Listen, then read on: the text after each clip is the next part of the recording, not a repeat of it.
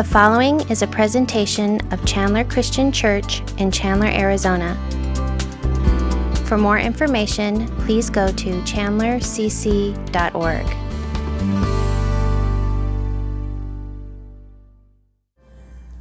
How many of you have ever seen or gone to the movie or seen maybe the play Beauty and the Beast? Raise your hand if you've seen that. Okay, almost everybody in here.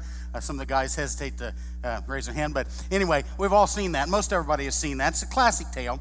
This innocent young girl meets this ogre of a guy, this beast of a guy, and somehow through Disney magic, they fall in love, and then they come to this specific point where the beauty kisses the beast, and miraculous transformation takes place. And the beast suddenly changes to be this wonderful GQ hunk.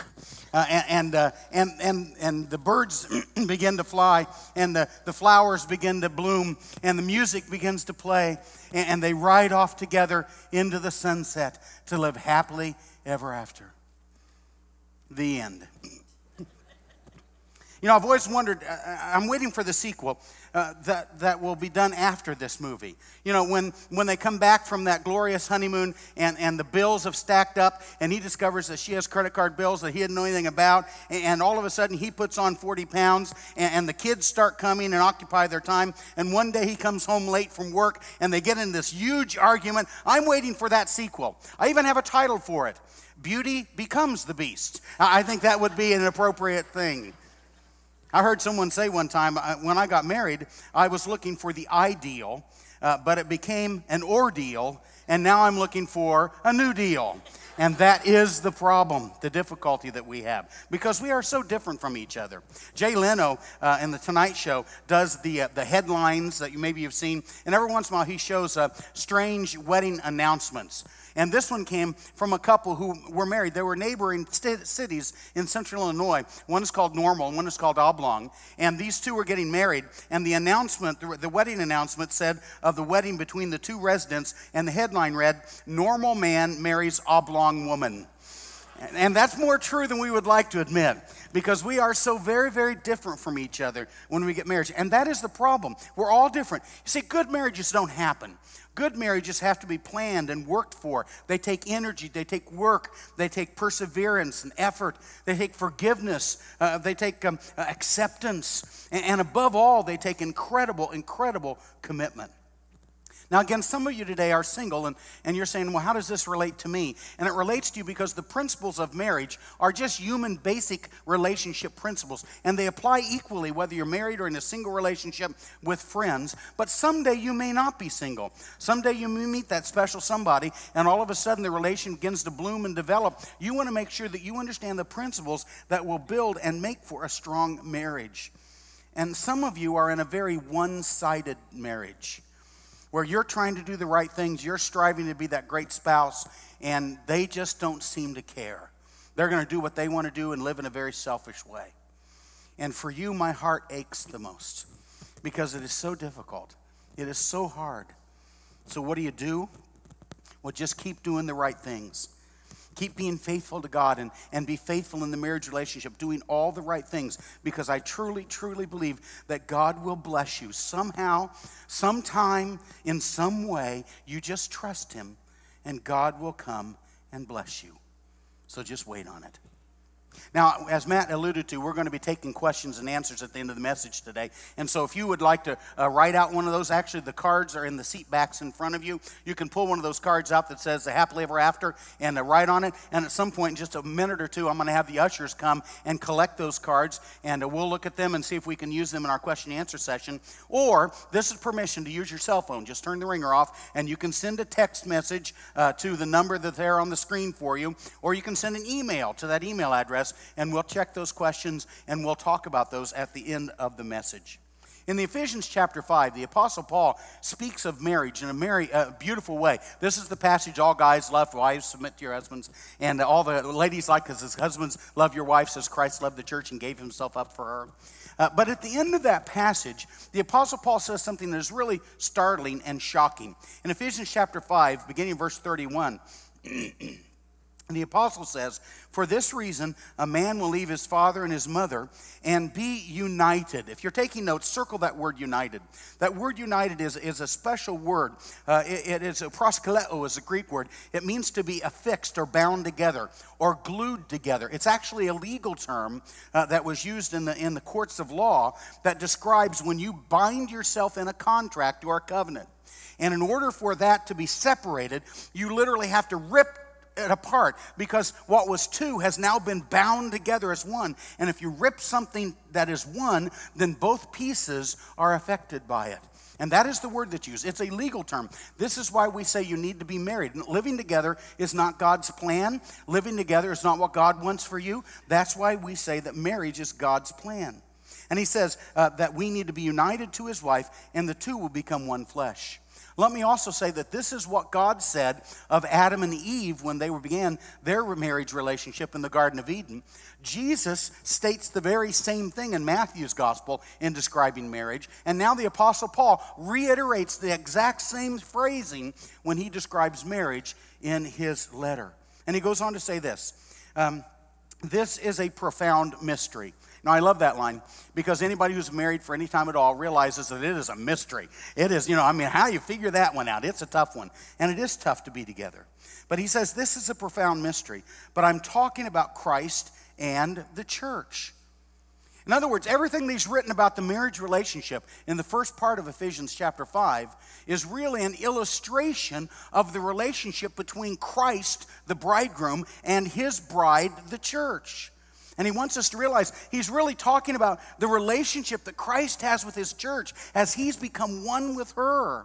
And marriage is the perfect illustration of what that is supposed to look like as we understand Christ's relationship to the church. But then he comes back around to that again and adds these words. However, he says, each one of you must also love his wife as he loves himself, and the wife must respect her husband.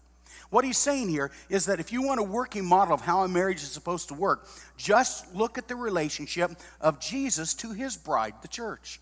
Because that is God's plan. That is God's design. But you might say, well, okay, but how is that going to work? Because we are so different. We are so different from each other. Well, if you have your Bibles, turn with me to Philippians chapter 2. Because in Philippians chapter 2, we get a vivid detail and description of exactly how Jesus dealt with us, how he came to be that wonderful bridegroom for us in our hour of need. And beginning in verse 1, it's therefore in your notes as well as on the screen. In Philippians chapter 2, verse 1, the apostle says, if you have any encouragement from being united with Christ, if any comfort from his love, if any fellowship with the Spirit, if any tenderness and compassion. In essence, let me summarize there. He's saying, if you've gotten anything out of being a Christian, if you've been a follower of Christ, if you've gotten anything, compassion, tenderness, love, relationship, if you've gotten anything out of being a Christian, you take that and you relate that to the marriage relationship. He says, if you have any encouragement from being united with Christ, any comfort from his love, any fellowship with the Spirit, any tenderness or compassion, then make my joy complete by being, read with me out loud, would you? By being like-minded, having the same love, being one in spirit and purpose. One more time, let's read that phrase together. Being like-minded, having the same love, being one in spirit and purpose. Now, this is true in the church. This is true for every believer. This is true in every relationship. If you want to have a good, solid relationship, you have to be like-minded. You have to be thinking the same way. You have to be united in love, united in thought, united in purpose. But this is really true in a marriage relationship. For a marriage to work, you have to have these characteristics. You need to be like-minded, having the same love, being one in spirit and purpose. This is God's plan. And this is how it starts off. I've never done a wedding where the couples come together and go, well, we think differently and we have different backgrounds and we have different diversities and we don't like to do the same things together and we don't have the same purpose in life, but we want to get married. No, when couples come together to get married, they are this, without question. They're like-minded, having the same love, being united in spirit and purpose. But then something happens. You start off riding into the sunset together with every intention of living happily ever after. But then the end comes. And when that happens, you begin to realize the complexity of the marriage relationship. And over a period of time, you all begin to pull the oars in different directions. At once, you were pulling the same way, making good progress. But something came about, and one of you is not pulling as hard as the other. Or maybe even worse, you're beginning to pull in opposite directions, and your marriage is just spinning around, going nowhere. And when that happens, what are we supposed to do? You see, it's critical for a complete success in the marriage that both parties, the husband and wife, are doing their part of being like-minded, having the same love, being united in thought and purpose. But you say, well, Pastor, that's not the way it is in my relationship. If there isn't agreement, if we're not going the same direction, what am I supposed to do? Bail? No. No, you do the right things. And you patiently do the right things that God asks of you. And then you pray. You pray as if your life depends on it, that God would work a miracle in your spouse, beginning with you and then working forward with your spouse. And then you read 1 Peter chapter 3, where Peter is talking about a wife of a man who is not a follower of Christ, but it's equally applicable. You read that passage and realize that by your behavior and your character and your spirit, perhaps God will win that person to a relationship with him. You just do the right things, and you pray, and you ask God to do a miracle in your relationship. Now, I'm not talking about abuse here. If physical abuse, if emotional abuse is at play here, that's a whole nother different discussion. I'm not talking about adultery here. If your spouse has broken the covenant in adultery, that's a whole nother discussion. I'm talking about couples who just aren't getting along. Or the marriage is just spinning around in apathy, and you're living together like roommates. There's no real love, no real kinetic energy involved in the relationship. What do you do when it's like that? Well, I'm going to ask the ushers at this time if they would come and pick up those cards. If you wrote a question card, just slide it down to the person at the aisle, and you can fold it over if you want anybody to read it, and we'll make sure we pick those up. So just do that right now, and our ushers will pick up those cards. What do you do if your marriage is just stalled? How do you make it work? How do we make it be what God wants it to be, where you're being like-minded, having the same love, being united in spirit and purpose? Well, the apostle gives us the answer in the next couple of verses. In Philippians chapter 2, verse 3, this is what the apostle Paul says. Describing Jesus, the wonderful bridegroom, he says, "Do nothing out of selfish ambition or vain conceit, but in humility consider others better than yourself." He says, do nothing in your relationship based solely upon yourself. You defer to that other person. You make a conscious choice that you are going to treat that person as if they are more important, that they have a greater value than you in your relationship. This is how you treat that special someone if you want them to stay in love with you, if you want to stay in love with them. If you want to live happily ever after, then every day you have to make the conscious decision, you have to make the absolute constant effort to treat and act towards that person as if they were more important than you. It's true in friendships. It's especially true in a marriage relationship. I mean, you say, well, if I do that, couldn't they take advantage of me? Yes. In fact, they probably will sometimes. But when do I get my part out of that? That's not the question here. That's up to God to decide. That's not up to you to decide. What God asks of you is that you do everything that you can to treat that person as more important than yourself, being like-minded, having the same love, being one in spirit and purpose. This is God's plan. And if it isn't happening, you're just patiently, steadfastly live this way and treat them better than yourself. See, someone has very well asked made the statement, what if the purpose of marriage isn't to make you happy, but to make you holy? You know, we all think marriage is supposed to make us happy, but what if that's not God's design? Oh yes, if you're all pulling the same direction in the marriage, it's going to be wonderful, but what happens if it's not that way? Because in every marriage, sometimes it isn't. And what happens is God can use that conflict to create in you holiness. And that's God's plan. Now you think about it. Every one of us have some possession that we value very highly. Maybe you've got an antique car that you fixed up, or some piece of jewelry that's classic and absolutely glorious, or something else that's really precious to you. And you take care of it, and you polish it, and you show it off to people, and you treat it with a sense of awe. You know, you kind of go, oh, hey, look at my 57. And, oh, man, she's just so, isn't that great, you know? Or maybe that jewelry. Did you see this ring I got? Isn't that beautiful? And you talk about something that is very precious and value to you, and when you do, you use that phrase, isn't it beautiful? Isn't it wonderful? Well, that is how you're to treat that special someone in your life. You're to treat them with that sense of awe.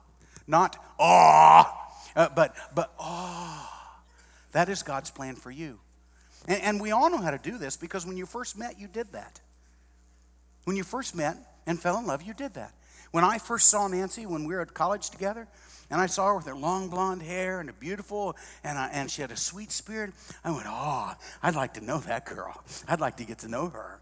And when we first went out, I told my friends, oh, you'll never guess, man, she agreed to go out with me. Oh, man, it's going to be awesome. I have no money, but we're going to have a great time. And then we started dating, and I was so proud to be in a relationship with her. Oh, she is so beautiful. And we came together, and it became beautiful. But at some point in time, one of us became the beast. Beauty and the beast. So what happens? When you start to not live that way, it causes dysfunction in the relationship. We all know how to do it, because at one time it was so natural for us to hold that person in awe. So what I'm saying is, when you started to treat that person with awe naturally, you now need to choose to do so intentionally. You need to make a conscious choice. You did it naturally. It was easy. So now go back and treat that person that way intentionally. And when you see this in a marriage relationship, when you see a couple living out in awe and respect for each other, it is an incredibly beautiful, beautiful thing. I've witnessed that in my parents' life. Yes, they've had bumps in their relationship, but I witnessed it and observed it, and it's absolutely incredible. And now I look at their 68 years of marriage with awe. And I want to treat my wife in that same way. But then the apostle goes on to add the next step, and that is in Philippians chapter 2, verse 4. And he said, now, listen, each of you should look not only to your own interests, but also to the interests of others. Now, this is hard for me. Because to be quite frank, I'm really only interested in myself. Can I get a witness to that in your relationships today? And when it comes right down to it, you liars, when it comes right down to it, the reality is I'm really, my first thought is, how is this going to affect me? I don't put my spouse's relationship before that, but I need to learn to do so. I should not look only to my own interests, but also to the interests of others. Now, we know how to do this. When we started dating that person, you thought about that person. What are they like? Where do they like to go? How can I help them? What can I do to benefit them? You did that all along, so you need to come back to that again and begin to not just think about yourself, but think about that other person. And then at this point, the Apostle Paul sort of reads our minds, and we say, well, nobody can do that. I mean, no one can put that other person and treat them as they're better than themselves. Nobody can literally put their interests, the other's interests above their own. Who could ever do that?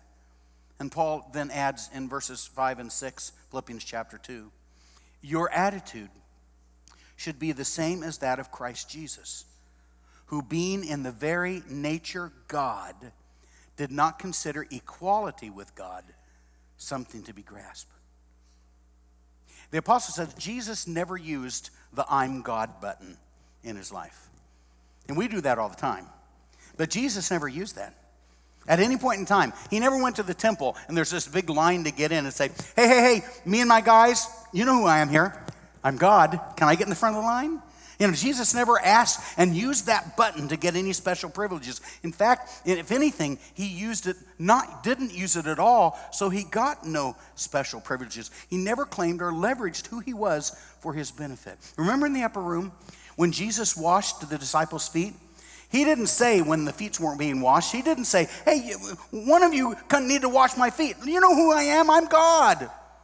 No, Jesus simply washed their feet. That's the attitude of Jesus. And that's the attitude we should have. He goes on in verse 7, Philippians 2:7, but he made himself nothing, taking on the very nature of a servant, being made in human likeness. The words here are unique. When he says he made himself nothing, the word is kanao. It means to empty yourself. I mean, he was God, no question. But he chose to empty himself of that. And he did so willingly. He made himself nothing. He emptied himself of his desires, of his passions, of his wants, so that he could focus on ours. And he made a conscious decision to empty himself. He made himself nothing and took on the very nature of a servant. More than humility, Jesus became a bondslave. There are two words in the Greek language for a slave. The first is the word diakonos, which means a one who's a servant. That may be really more of like an employer or an employee where you're working for someone. But then there's the Greek word doulos, which means someone who's a bondslave. That is, they've been sold into slavery. And the word that he uses here for Jesus is the word doulos. Not just a servant, he is a bond slave. He chose to make himself nothing, and he chose to take on the very nature of a slave for us. And why? Well, verse 8 adds, and being found in the appearance as a man, he humbled himself and became obedient to death, even death on the cross. He did so because our greatest need in this relationship is for someone to be willing to die that we might be lifted up. And he loved us enough that he was willing to do that in our relationship for our benefit. You see, we have a picture of how we are to live in a marriage relationship. The picture is Jesus, who literally considered us more important than himself, who looked at us and our needs and realized that he was not just going to think of his interests, but our interests. He literally emptied himself and made himself nothing. And if our need was for someone to die, he's the guy in order that we might become what God wants us to be. You throw that into a marriage relationship, and you will live happily ever after. What we're talking about is being a servant. And so I've got this acrostic here based on the word serve that I want you to see and compare yourself. And when I had this proofread by one of our administrative assistants, she said, "Oh, I hate it when you do this." And I said, "What? You make us evaluate ourselves." I said, "Why do you don't like it?" She said, "Because I don't want to evaluate myself." So here we go. Let's do some evaluation. The S stands for selflessness. Jesus consciously chose to give up himself for us. He emptied himself, became nothing. That means you're going to do everything you can, and you don't look for reciprocity. You're not doing it for someone to do it back for you. You simply give yourself up in selflessness. How you doing in your relationships? On a scale of 1 to 10, meaning 1, I'm in deep, deep trouble here, or 10, I'm a role model for this. Where do you number yourself when it comes to selflessness in your relationship? The letter E is empathy. Empathy. That is feeling what the other person feels. Putting yourself aside and considering their interests is more important than your own. You need to work hard to understand and grasp those needs, those wants and those desires, those interests of that significant someone. Do a little evaluation. How are you doing on that in your relationship? Now, no peeking on how your spouse is making those notes, you know. On a scale of 1 to 10, 1, I'm in deep trouble, 10, I'm a role model. How are you doing on empathy? Then respect. The letter R, respect. To remember to constantly try to keep that person in a sense of awe and respect, that they're precious to you, and treating them as precious to you in that relationship. On a scale of 1 to 10, how are you doing on that? How are you doing? The letter V is vitality. bringing life to the relationship. Jesus never tells us to be a doormat, to be beaten upon or stepped upon. His advice is that we step up to the plate and commit ourselves to do the hard work and diligence necessary to make a marriage stand the test of time, to live happily ever after. This isn't something that a wimp does. This is what a champion does. They step up to the plate and do whatever is necessary. That's bringing life to the marriage. So in the aspect of vitality, how you doing? Are you doing your part on a scale of 1 to 10? And then the letter E is the word edify. Edify. That means to lift that person up closer to God. How are you doing on that? I mean, Jesus did that. He was willing to do whatever was necessary, even death on a cross for his bride. How about you? What are you doing to help your spouse become everything that God created them to be on a scale of 1 to 10? How are you doing? The writer of Hebrews says in Hebrews 13, verse 4, give honor to marriage and remain faithful to one another in marriage. Read that aloud with me, would you? Give honor to marriage and remain faithful to one another in marriage.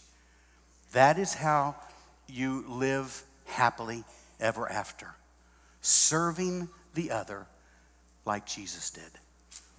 And if you want to ride out in the sunset in your relationship, these are the key principles to do so. These are the things you should do if you want to live a long and happy life. There are some things you shouldn't do as well. In fact, watch this video.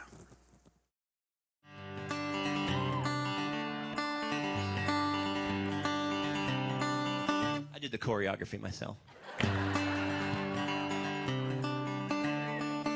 Hey honey, have you gained some weight in your rear end? The dress you wear reminds me of my old girlfriend. And where'd you get those shoes? I think they're pretty lame. Would you stop talking, cause I'm trying to watch the game?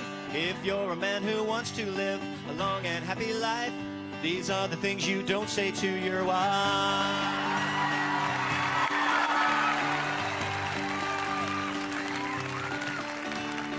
I planned a hunting trip next week on your birthday. I didn't ask you, but I knew it'd be okay. Go make some dinner while I watch this fishing show. I taped it over our old wedding video. If you're a man who've done that, a long and happy life, these are the things you don't say to you. Solo. Okay. Your cooking is okay, but not like Mother makes. The diamond in the ring I bought you is a fake. Your eyes look puffy, dear. Are you feeling ill? Happy anniversary, I bought you a treadmill. If you're a man who wants to live a long and happy life, that too, these are the things you don't say to your lady. If you're a man who doesn't want to get killed with a knife, these are the things you don't say to your lady. Well, we've got some questions we want to answer. You know Matt Myers. This is Tim Hoffman, who's our Director of Marriage and Family Ministries. So we're going to get to our questions right away and see how we're doing as we watch what Matt has on his iPad. And we have some questions coming up here. Why don't you start us one? Yeah, there we go. Does united mean, you were talking about united, Philippians 2. Does united mean that we have to agree on everything? You won't agree on everything. What it means is that you work out the details so that you end up agreeing. It may be one giving to the other. It may be that you agree on a compromise. It may be that you just simply say, you know, if that's what you want, then I defer to you. But you're never going to agree on everything. Being united is a term that is used to describe being one. It describes the marriage relationship, the covenant that you are to be involved in. But in terms of actually agreeing on everything, good luck with that would be my answer. You want to add anything? Yeah, I think last time we had a question about the soulmate. You know, whether you're ever going to find that perfect person. No, you're not ever going to find that perfect person. And the differences can make the marriage itself very rich. But a lot of research has shown that it's not the differences themselves, it's how you resolve the differences that makes the difference. So that means you need to have communication skills and conflict resolution skills. It's a lot of skill building kinds of things if you don't already have that. If you didn't get that, let's say in your family of origin, then you need to be able to learn that. And we have lots of classes and things that can enable you to do so. Yeah, and if you do say, well, we'll do what you want to do, and you agree to that, you don't hold that in your bucket, so that the next time something comes up, we remember the last time we did what you wanted to do, so this time you don't do that. If you agree to it, you agree to it, and you move on. All right, good stuff. This kind of goes along those lines. You know, how can we learn to make conflict to be an opportunity instead of a negative? You know, a lot of people think if they're in conflict, that's a bad thing. Mm-hmm. But how can they stay united even when they have some conflict? Well, I guess what I would say, the first thing you need to define is, what does conflict mean? When we think about conflict, lots of times we think about yelling and screaming and arguing and all kinds of things like that. It doesn't have to be that way. If you think about conflict as a disagreement, and we're going to work through the disagreement in a calm and reasonably rational way, then this becomes very much the opportunity, because as you resolve those things, you develop an ever-deepening relationship. You develop that intimacy in the relationship. If you fight about it, you're going to start to damage that relationship. You're going to wear away at that relationship. So it really has to do with, how am I going to address the situation, not what is the difference. It's kind of the no pain, no gain rule. That when those opportunities come, if you don't deal with them, if you deal with them and deal with them correctly, then it's going to make you stronger in the marriage relationship. Absolutely. Yeah. Good questions. Somebody sent in this question. How do you reestablish trust in a marriage after infidelity? Wow, that's a tough one. My answer to that is, first of all, trust is, I tell couples that trust is only given once, and then once that's broken, it will never be as strong again. And so my answer to that is, if you have been the one who has faltered in the relationship, you need to realize that you sacrificed something, and that you have to do everything within your power to allow that person to trust you. You need to go outside of anything that is even really kind of normal, and make sure that you never do anything that could cause that person to question your fidelity, your marriage commitment. And you're conscious of that is something that you gave up, and it's going to take you the rest of your marriage life to build that back up again. On the flip side, if you're the spouse who's been offended, you have to be willing to forgive. You maybe can't forget, but you have to be willing to forgive, and you have to begin to let it slide back a little bit, so that you don't constantly feel threatened by it. And that person needs to do everything in their power not to be threatening in that relationship. And you have to work through that, and it will take you the rest of your married life. I would say that trust is not a black and white thing. You know, we use these words sometimes, and you either trust them or you don't. It doesn't work that way. Trust, especially in a situation like this, is somewhere on the shade of gray. And it takes a long time to go from a situation like this, where there is no trust, to slowly rebuilding that. One of the things I recommend for couples, if they're in a situation like this, is the offending party needs to over-disclose. Always over-disclose. Hand them your cell phone. You know, get on your email and say, come on, take a look at it, you know. Do everything you possibly can to give them the information that they need, so that they can slowly build that trust, and it kind of facilitates the forgiveness process. All right, good. All right. What's okay and not okay sexually for a married couple? Tim, you want to handle that one? Sure, absolutely. Yeah. Thanks, Roger. You had an excuse last night. You were coughing, but that doesn't work this time. Okay.